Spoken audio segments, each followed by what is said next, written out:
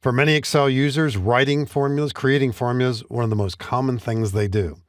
In this worksheet called Formulas in the workbook Creating Formulas and Functions, we need some formulas in row 4, also over in column H and column I.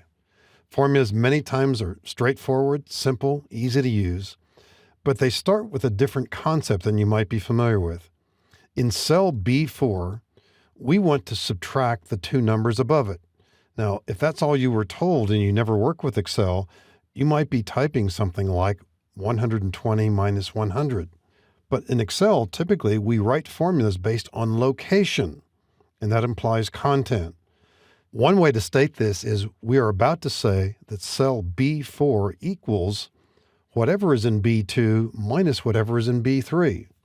Now, we don't need to type B4. We're already at that cell. We type equal. Formulas in Excel begin with equal. Now, there are a few different ways to enter formulas. The most common way, at least initially, is to type addresses, B2. And what we're saying, in effect, is whatever is in B2 minus whatever is in B3. We'll type B3. This opens the door for the possibility that later, if we need to adjust those sales or overhead numbers, our formula will react automatically. So we complete the entry with Enter or Tab or any of the arrow keys. That's it. We've got a formula. Now, get used to the idea that when you click on a cell, keep your eye on the formula bar. And it really starts to become important as you work with formulas. Anytime you're looking at a worksheet, you click on a cell, you see in the formula bar, is it a formula? Is it not? You develop a sixth sense at times about which cells have formulas but which don't, but that immediately confirms it when you click on a cell. Now, another way to write this, not necessarily better, but it does not involve typing addresses. So I'm going to delete this entry. I'm going to type equal and then press the up arrow twice to get to cell B2. And we see that in the formula already, equal B2. Then I'll type minus and press the up arrow once, and you see the formula, equal B2 minus B3. That's all we need. Enter. So the advantage, it might have taken a tad longer, but on the other hand, we didn't type an address, or possibly worse, we didn't mistype an address. Same formula here. If you look in the formula bar, you see it. If you double click in the cell, you see it as well. A third way might involve using two hands. It could be faster, even though that might sound a little unwieldy. I'm going to delete this and start over. This time I'll type equal, click cell B2, type minus, click cell B3, and press enter. Same result in all three different methods here for entering the formula. It's just a question of what works best for you. Either typing the entry, using arrow keys, or using a combination of typing and mouse. Now, if that's all you had learned about formulas, and you went to cell H2 to put in a total here, you would probably begin this way. Type equal. We want to add up those cells to the left. We could put in B2 and then a plus and then C2 and a plus. I'm not going to finish this, but I could, if I wanted to, put in D2 plus E2 plus F2 and so on. Imagine how unwieldy this is going to be, not only here, but what if we were doing 12 months? This, although it could produce a correct answer, is certainly not the best way to do this. So let's get rid of this. Built into Excel are what we call functions. There are over 450 of them. A capsule description of what a function is, it's a shortcut for a formula. That doesn't apply in every single case, but that's a general definition of what a function is. On the Formulas tab in the ribbon, you'll see all kinds of functions listed here in various categories.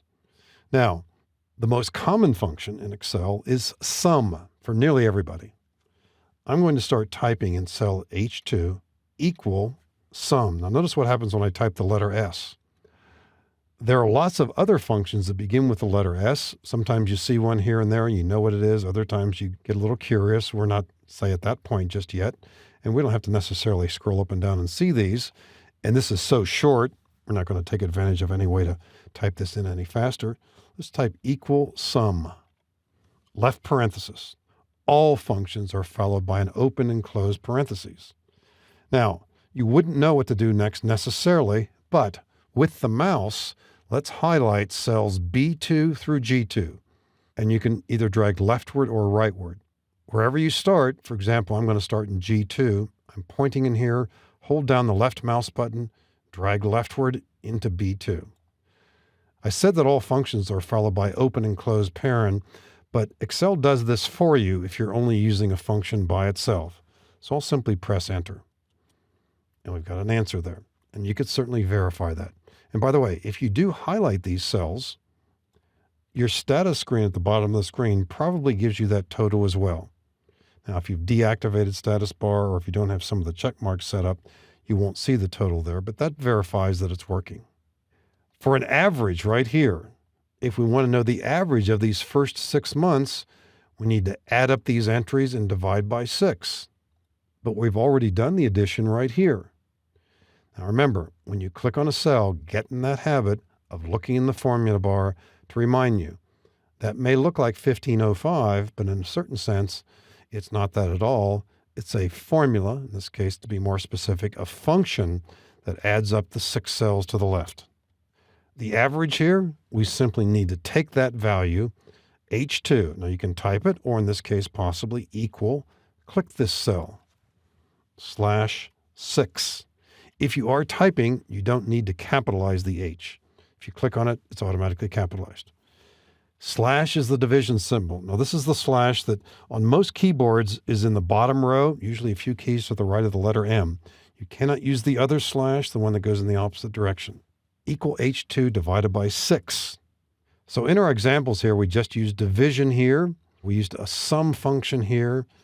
Our original formula over here in cell B4 used subtraction. We haven't used the multiplication symbol, it's an asterisk. But we're seeing some of the basic building blocks here of how to build simple formulas. And again, remember different techniques. Many people simply type the cell addresses, but whether you use that technique or the technique of using the mouse and the keyboard together, writing formula is something that's very important as you work with Excel.